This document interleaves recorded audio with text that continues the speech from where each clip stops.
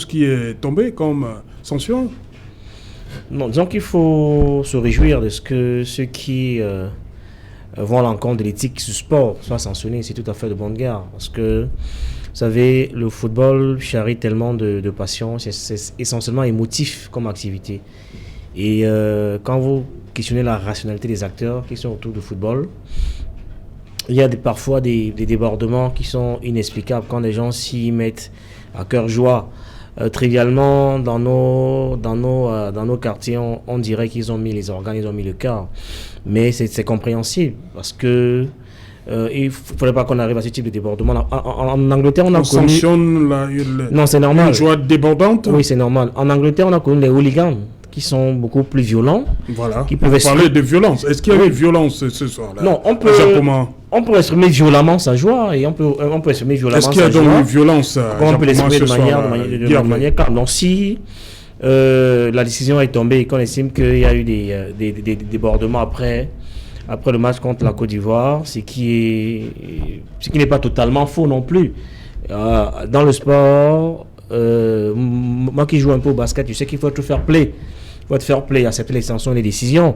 Maintenant, on serait attendu à ce que les comportements qu'on a observés à Bilda l'autre jour, qui étaient de nature à dénaturer toute la symbolique même du sport, que cela soit également châtié à la hauteur des débordements qu'on a observés pendant ce match. C'était assez dur là-bas après le match.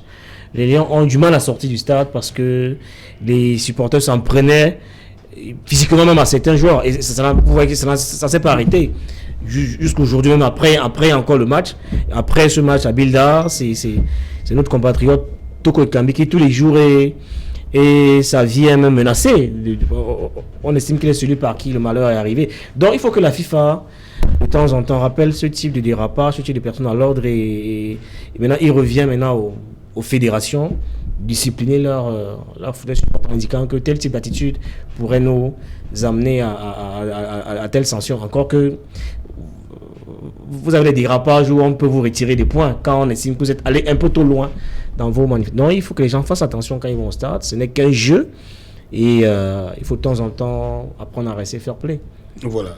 Mathieu Nathanaël Ndjok, une joie débordante à Japoma qui est sanctionnée, vous comprenez? Moi, je crois que... Je reste à Japoma. Il est allé à Blida.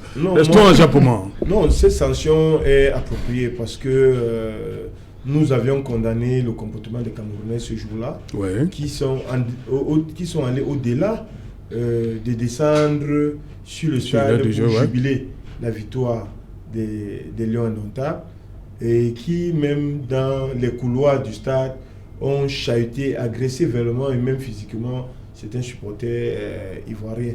Et si n'eût été la maîtrise et l'encadrement des forces de l'ordre, si les supporters ivoiriens s'étaient emportés, on aurait enregistré des échauffourées et peut-être même des cas de blessures ou de morts même, parce que c'était très chaud. J'étais encore plus choqué parce qu'avant le match, je suis passé au stade, à l'hôtel des Ivoiriens. J'ai vu les Camerounais depuis 10 heures qui étaient là et chantaient, insultaient l'équipe nationale ivoirienne et que la police n'avait pu rien faire pour les dégager devant l'hôtel. Ça m'avait choqué et j'avais demandé pourquoi ce laxisme de nos forces de l'ordre. C'est vrai que le Cameroun n'est pas l'apanage de ce genre de comportement. Les Lions ont vécu ça dans plusieurs stades, mais nous ne devons pas copier le mauvais exemple. Okay. Et donc, quand j'ai suivi toutes ces sanctions-là, j'estime que ces sanctions sont disproportionnelles quand même. Quand on donne le Cameroun 3 millions, c'est-à-dire... 6 millions 400. 6 millions à peu près dans l'ordre de peut-être 4 000 à 6 000 euros. Non, en francs 8 000 euros. Et qu'on donne simplement à l'Algérie près de 3 000 euros qui n'atteignent même pas 2 millions. Je suis un peu choqué. Mais ce qui, pour moi, qui est dans le sport, j'attends une décision forte.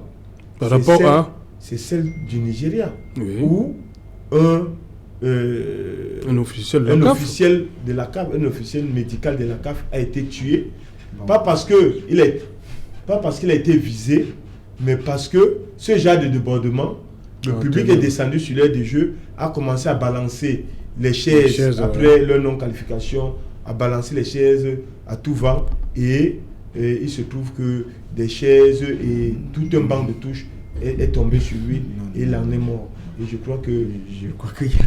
Oui. Charles? Oui. Et je pense qu'au Nigeria, il y a eu un démenti pour dire qu'en fait, il a eu une attaque, un AVC, mais que ça n'a rien à voir avec ce qui s'est passé au stade. Donc, il faut relativiser. Maintenant, pour ce qui est des sanctions, moi, je pose que les deux premiers intervenants ici ont dit, il faut une éducation aux médias, et tu opposes cela, mais il faut également une éducation au sport.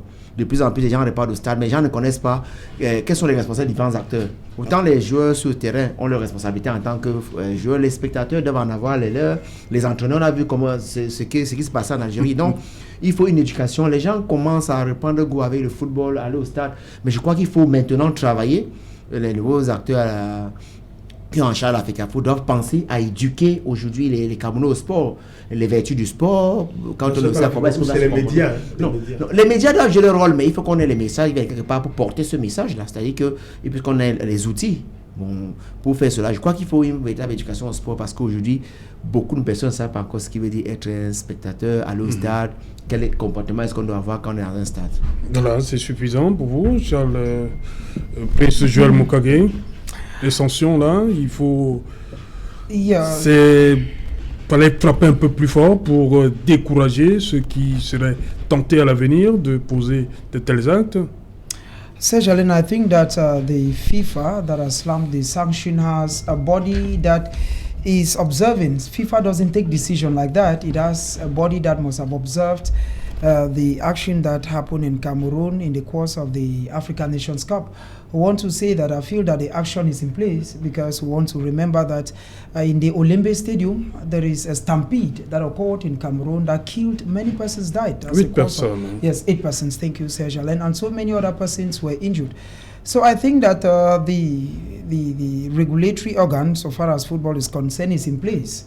It's in place to have sanction because many a times Cameroonians, just like those who love football, fans, find it difficult to control their emotions, either when their team is winning or when they defeat their team. So I think it's good. It's a good slam on the country Cameroon because Cameroon is not alone, and it's going to serve as a warning to other fans, not only in Cameroon but out of Cameroon.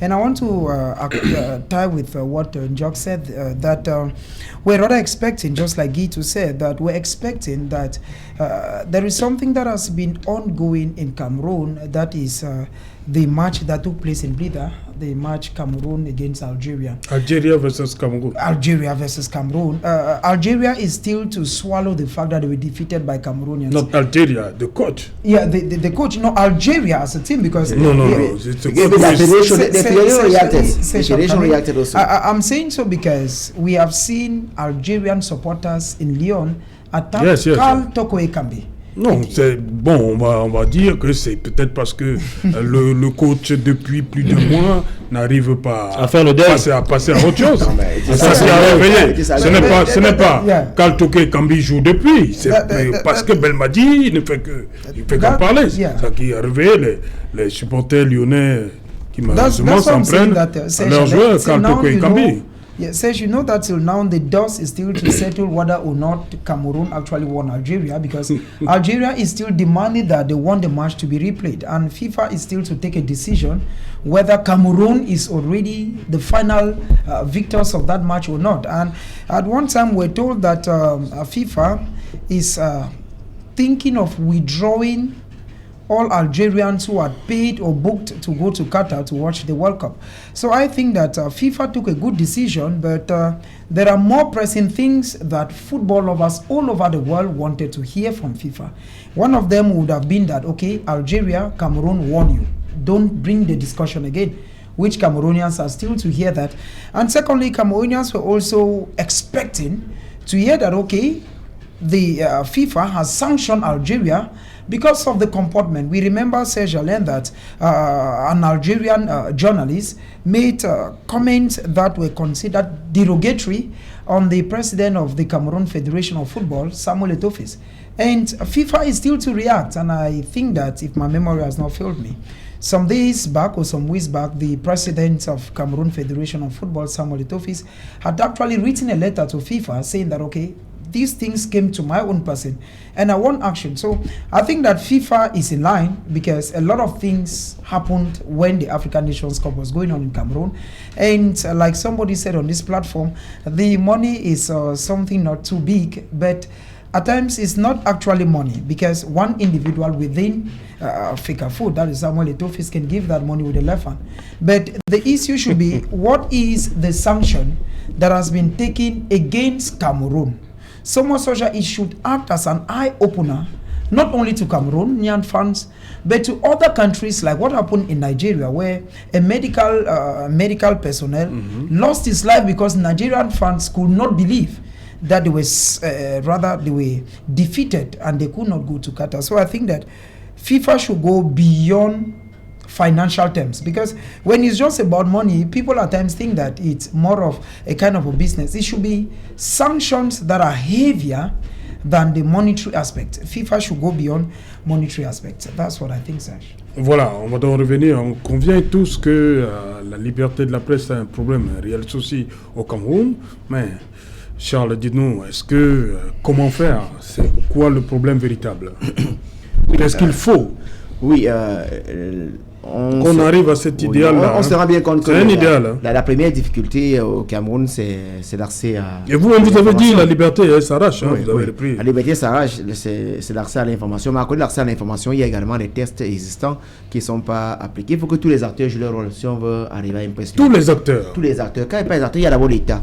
Vous avez une batterie de tests juridiques qui existent, qui, si tous ces tests étaient appliqués, au moins, on aurait par exemple des médias qui vont disparaître. Moi, je pense ici que si les dispositions du décret... De la sélection naturelle. Oui, une sélection naturelle du décret numéro 2158 du 3 avril 2000 était appliqué, ou pour créer une télévision, par exemple, télévision d'envergure nationale, il faut verser au trésor public une somme de 100 000 francs et obtenir une 100 millions et obtenir une licence. Beaucoup de tout ce qu'on voit aujourd'hui, qu'on appelle en champion télévision, vont disparaître.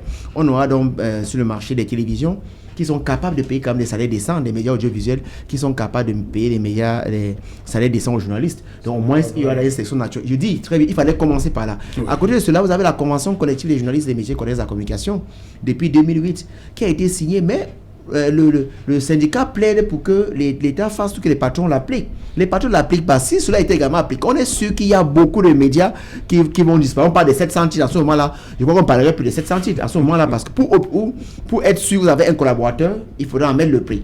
Donc, d'un autre côté, en dehors de cela, il faut que l'État aujourd'hui cesse quand même, qui joue le rôle qui est le sien, celui de la régulation, et qu'il laisse le côté de l'autorégulation, où il accompagne les acteurs des médias à mettre en place une véritable organe d'autorégulation. Au lieu de sauter de la régulation, prendre l'autorégulation, ce qui donne l'impression qu'on est dans une cacophonie totale. Il faut que chacun joue son rôle. Et maintenant, les tests qui existent, qui structurent la communication, certains sont mauvais. Vraiment mauvais. Il faut que l'État prenne une oreille attentive aux médias qui ont toujours dénoncé, notamment la loi de 90. Nous avons souhaité qu'il puisse avoir un amendement de certaines dispositions, notamment toutes les lois qui existent et qui structurent la presse au Cameroun. Jusqu'à présent, on n'avait pas que l'État reste sourd parce que la situation actuelle arrange. Mais à côté de l'État, il y a les patrons. Ça, c'est clair. Les entreprises de presse, c'est des entreprises de business qui sont en train de faire. Mais il faut y mettre les moyens qui prennent en compte le fait que la principale ressource d'une entreprise de presse, c'est la ressource humaine. C'est les journalistes. Mais voyez-vous, les journalistes sont clochardisés pendant que les patrons roulent carrosse. Si vous voulez, nous, on peut passer en revue les habitations des patrons de presse. Les patrons vivent dans les habitations qui coûtent des centaines de millions. Ils roulent carrément dans les véhicules des dizaines de millions. Mais pendant que les journalistes vont à pied, les journalistes en prennent les motos. Les patrons refusent de mettre à disposition des journalistes des frais qui leur permettent d'aller collecter une information de qualité. Quand vous regardez le contenu de nos médias, mais véritablement c'est à pleurer. Pourquoi? Ce n'est pas tant la faute des journalistes, mais les journalistes n'ont pas les moyens, les ressources qui leur permettent d'aller collecter une information de qualité. Pourquoi? Parce qu'il revient aux patrons de mettre ces ressources à disposition. Les patrons ne le font pas. Les patrons ne pensent qu'à eux, à leur poche, ils ne pensent qu'à s'enrichir. Laissant de côté les journalistes qui comptent aujourd'hui au Cameroun parfois des années d'arrière de salaire. Et pendant que le patron, lui, n'a aucun problème. C'est vrai qu'il y a l'argent qui est dans la caisse, bon, on peut dire qu'il n'y a pas grand-chose, mais il y a beaucoup d'argent qui entre par la fenêtre. Assez souvent, on appelle les patrons à Yaoundé pour telle ou telle, je ne sais pas, activité, ils reçoivent des centaines de millions, des dizaines de millions. Je ne vais pas en citer, j'en connais. Mais tout cela rentre dans leur poche, alors qu'ils auraient pu redistribuer, réinvestir, pour permettre à la presse, aux journalistes, de produire une information de qualité. Et ce faisant, ils violent le droit de publier à l'information. Parce que quand ils ne donnent pas là-dessus aux journalistes de produire des papiers de qualité, alors eux, ils violent. Il y a le public qui devait lui demander également des comptes, pas seulement aux journalistes. Il y a maintenant les journalistes eux-mêmes. Je pense que nous sommes nous-mêmes responsables de ce qui nous arrive. Aujourd'hui, les journalistes se contentent des perdièmes. Au lieu de revendiquer leur véritable salaire, ils préfèrent aller sélectionner des activités qui leur permettent au retour de gagner quelque chose sur le terrain, des perdièmes. Au lieu de faire un travail de qualité, les journalistes se laissent s'abandonner à la paresse. Vous n'avez pas voir un journaliste qui produit un papier de qualité, il se contente du menu fretin, des petits comptes rendus. Donc, nous avons nos propres responsabilités. Nous devons être syndiqués pour créer le rapport de force qui nous permette d'affronter nos présidents adversaires qui sont les patrons de presse et l'État. Mais les journalistes ne sont pas syndiqués. Vous venez de dire, si le patron ne met pas à sa disposition des moyens, obligé qu'il fasse ce que vous êtes en train de dire. Il n'est pas obligé de faire seulement cela, il n'est pas obligé d'être seulement journaliste, c'est clair. Il peut partir là, il peut dire non. Il faut qu'on apprenne à dire non. Au lieu d'aller se clochatiser sur le terrain où on reçoit des perdiens, parfois 5 000, 10 000 francs, ce qui vous enlève votre véritable dignité. Nous disons, les journalistes doivent être syndiqués et faire foule. Aujourd'hui, il y a eu la journée mondiale de la presse, la célébration. À la part du gouvernement à Bonandion, on attendait des centaines de journalistes. Vous voyez, il y avait moins de 100 journalistes un peu partout ailleurs. On n'arrive pas à faire foule. C'est-à-dire qu'on doit se syndiquer, on doit se soumettre, on doit être beaucoup plus fort pour véritablement affronter nos principaux adversaires qui ne sont pas seulement l'État, qui sont également les patrons de presse. Et à côté de ça, il y a le grand public. Aujourd'hui, vous parlez d'accès à l'information. Combien de Camerounais aujourd'hui sont prêts à donner spontanément l'information aux journalistes? Certains vous demandent de payer. Mais j'en ai qui me demandent souvent, mais vous êtes journaliste, vous vivez de cela, mais payez-nous pour obtenir l'information. Ce n'est pas seulement l'État. Quand vous allez dans l'entreprise privée, les entreprises sont-ils ouvertes? Est-ce que les agents sont ouverts aux journalistes? Non. Ils refusent de l'information, mais ils ne comprennent pas le rôle du journaliste. Donc que tous les acteurs, l'État, les patrons, les journalistes et que même le grand public, que chacun a son rôle. Et maintenant, il y a ce Facebook-là qui est arrivé aujourd'hui. Que tout le monde croit que tout ce qui est Facebook, c'est pas l'information, c'est faux. L'information, vous la trouvez dans la presse écrite, la radio, la télévision et l'Internet. Internet pris comme organe d'information. Mais maintenant, tout ce que là sur les réseaux sociaux, mais ça fait également un grand tort aux journalistes. Il faut que le public comprenne que quand vous voulez de l'information, on sait où est-ce qu'on la trouve, c'est dans les médias, c'est pas sur les réseaux sociaux qui aujourd'hui donnent l'impression que les véritables médias ne servent plus à rien. Donc il faut que le public également joue le rôle qui est le sien. Voilà. Diavé Fongan, liberté de la presse. Je note d'entrée de jeu. Est-ce que vous êtes d'accord avec les différents éléments placés par Charles? J'ai du mal à résister à la tentation de remarquer avec vous. Oui. Mais je croyais que Charles était ancien journaliste, que c'est Mathieu qui est syndicaliste. Vous voyez que finalement, Charles parle plus comme syndicaliste que plus comme enseignant de journaliste. Alors que les étudiants regardent à la maison, ils auraient aimé entendre autre chose de l'enseignant qu'il est sur ce plateau. Maintenant, pour répondre à votre... Non, il faut dire qu'il y a... Il y a quand même des choses sur lesquelles on peut être d'accord. C'est-à-dire que l'accès à l'information n'est pas évident dans un environnement tel que le nôtre. Parce que la liberté même de la presse, notre État n'en a jamais vraiment voulu. Ça a été un peu forcé.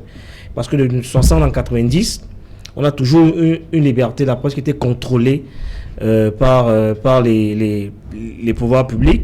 Et vous allez voir qu'avec avec la pression, l'aide était conditionnée, l'aide au développement, après la chute du mur de Berlin, était conditionnée par l'ouverture démocratique. Justement. Donc, c'était vraiment pas de gaieté de cœur. Le discours de la boule. Donc, c'était vraiment pas de gaieté de cœur qu'on a eu à observer cette ouverture démocratique chez nous. Et quand vous revenez maintenant dans notre environnement, vous allez voir que les lois qui encadrent même la liberté de la presse ont pour la plupart été calqué sur la loi française du 29 juillet 1881. Si vous prenez, par exemple, l'article 113 de la loi 90, vous allez voir qu'on vous parle de peine d'emprisonnement pour les journalistes qu'on soupçonnerait d'atteinte ou de propagation de fausses nouvelles. Ce qui est exactement ce qui est prescrit dans cette loi française de 1881. Donc il y a cette coïncidence n'est pas fortuite en réalité. Ça veut dire que depuis avant les années 60, on a simplement continué de prolonger les schèmes de réflexion, enfin les schèmes de pensée qu'avec nos dirigeants pour continuer à contenir et à maintenir la presse en nous actuant par étape marge de manœuvre sans qu'il y ait une liberté dans le plein sens du terme. Aujourd'hui, il est difficile. Vous savez qu'il y a vous prenez la plupart de nos journaux.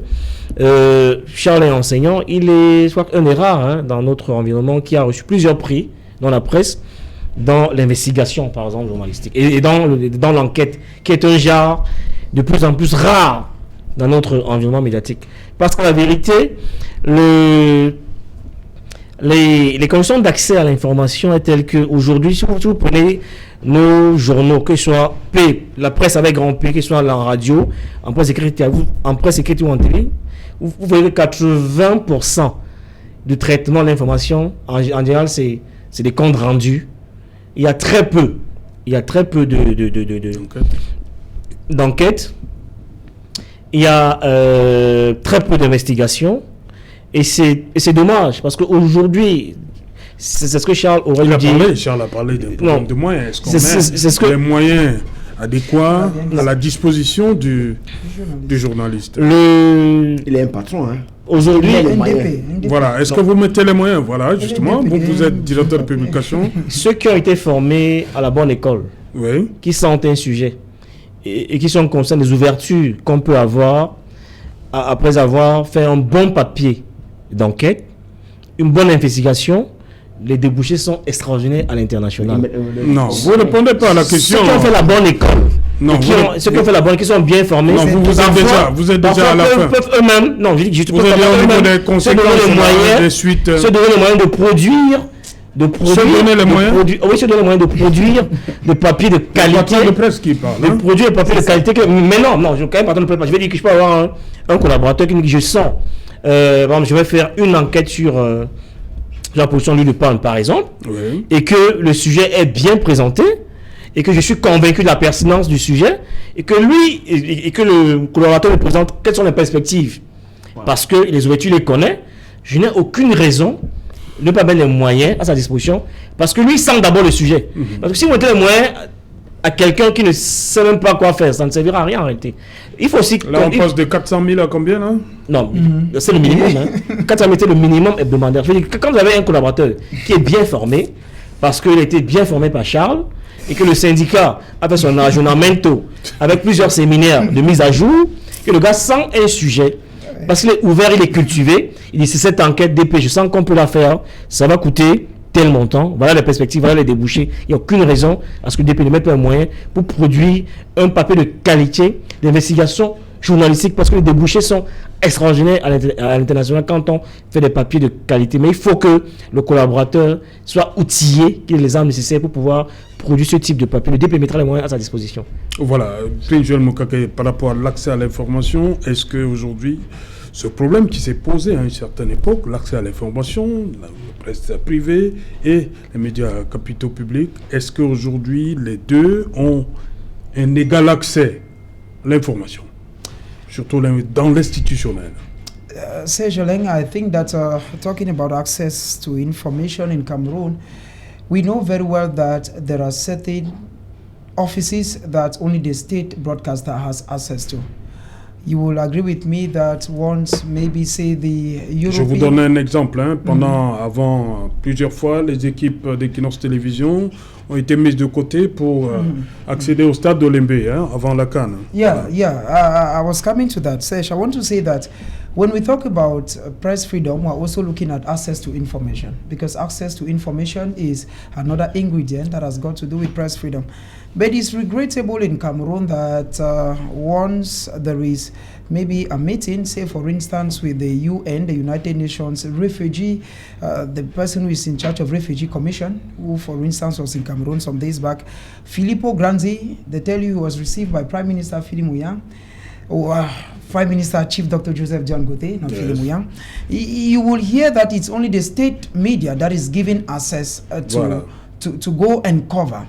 And many a time we want to say it authoritatively, Serge Alonto, that each media house has what we call an editorial line. And repeatedly we have discovered that the editorial line of the CRTV, the state broadcaster, is to protect the voice of the government. Which means that if 100 people die in Douala, for instance, and the president receives the Chinese ambassador to Cameroon, it is the Chinese ambassador to Cameroon that is headline news, and the 100 people died. Yeah, and the 100 people died comes at the end.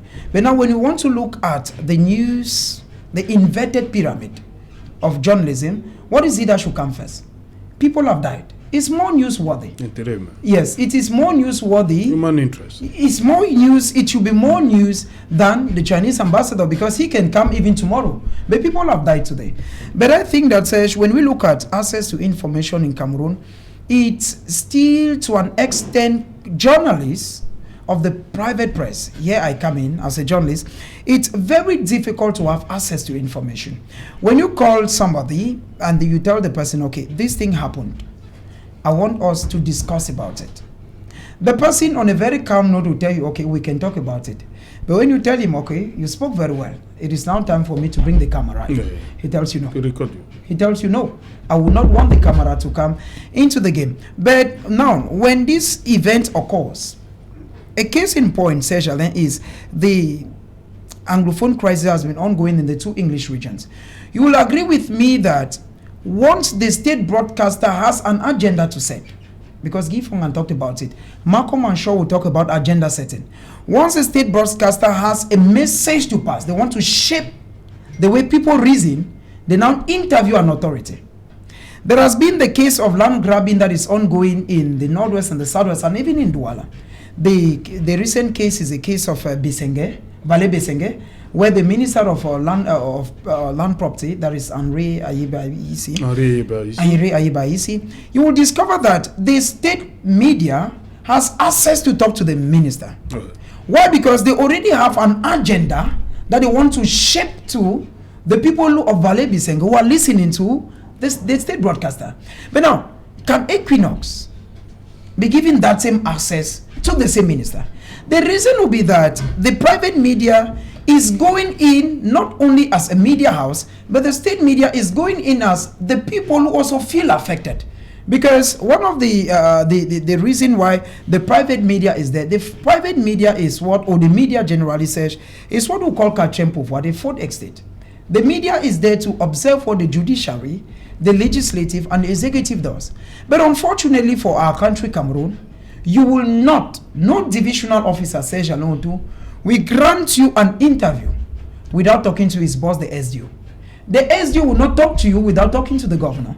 And the governor will not talk to you when Paul Atanganji, who is their general boss, has not given the final way. But now, if any person of the state broadcaster calls him, it is even an opportunity. So I feel that talking about access to information in Cameroon, it is still very problematic.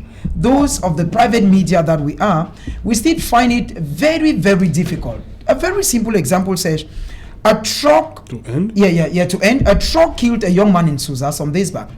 This is a young man who was standing somewhere and gendarme officers were coming to ask for ID card. Whether or not he had the ID or not, he started running. And the gendarme officer was behind him. Upon crossing the road, a truck clutches him and kills him on the spot.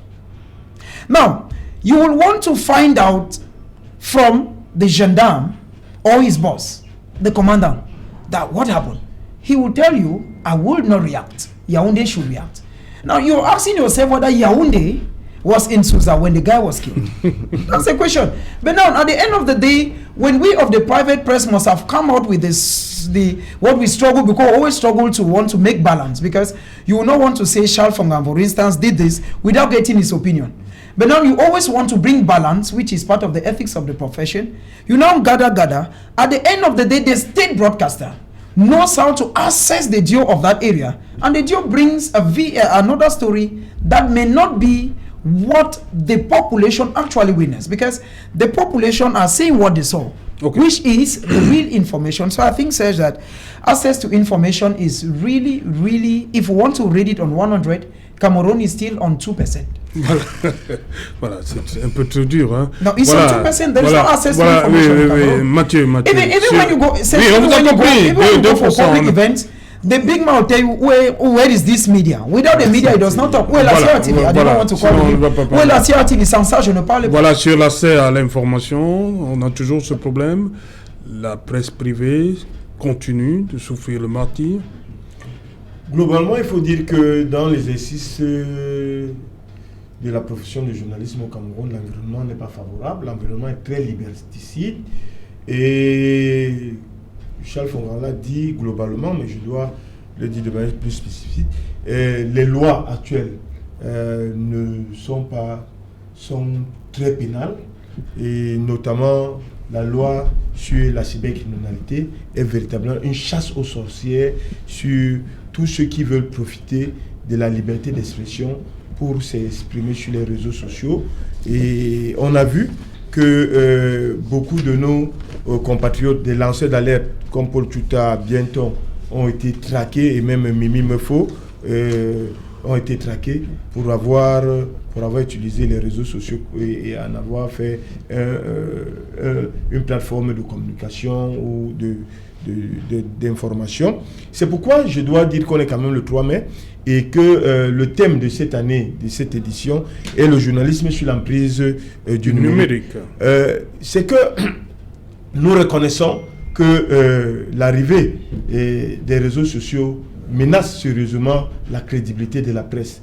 Mais pour autant, on constate aussi, il faut le regarder sur le prisme de la liberté de la presse et la liberté d'expression. On constate que les gouvernements aujourd'hui ne laissent pas prospérer la liberté d'expression et la liberté d'opinion. On a constaté une traque systématique de tous ceux qui utilisent ces plateformes de réseaux sociaux. Et beaucoup, aujourd'hui, sont victimes soit des arrestations arbitraires, soit des tortures, soit des exécutions extrajudiciaires. On a le cas de Ouazizi qui a disparu, dont personne ne peut dire s'il est mort, s'il est vivant. Il a disparu. On nous a dit qu'il est décédé, mais on ne peut pas dire que de quelqu'un qui est décédé, quelqu'un qu'on n'a pas vu le corps. C'est pourquoi nous faisons au SNJC, porteur du message dans ce thème-là de la Fédération internationale des journalistes, qui exige une réponse mondiale à la lutte contre l'espionnage des journalistes. Parce que c'est devenu une pratique courante aujourd'hui, du fait que tous les journalistes, tous les téléphones sont traqués, les plateformes sociales sont traquées, sont infiltrées, et donc dans cet environnement-là, il n'y a pas liberté de la presse. Et je voudrais dire que la presse aujourd'hui, ce qu'on vit est véritablement Fongan l'a caricaturé, mais je dois dire que pour moi, après analyse de fond, la responsabilité au pouvoir public. Les pouvoirs publics n'ont pas permis à mettre en place un environnement qui permette à la presse d'être viable. Ils ont tout fait pour tuer la presse. Ils ont aujourd'hui fait à ce que les gros annonceurs, on les a pratiquement imposés de communiquer simplement sur les médias à capitaux publics qui bénéficient déjà de la redevance audiovisuelle, des financements de l'État, des investissements de l'État pour leur existence et pour leur fonctionnement, au contraire de la presse à capitaux privés. Voilà. Donc, dans cet environnement-là, vous ne pouvez pas attendre qu'on ait une qualité de la presse. Merci. On le souhaite. Merci, cher monsieur, d'être venu à ce rendez-vous. Madame, monsieur, nous sommes donc arrivés au terme de ce numéro Equinox. On se retrouve demain lorsqu'il sera 19h. Bonsoir aux journalistes.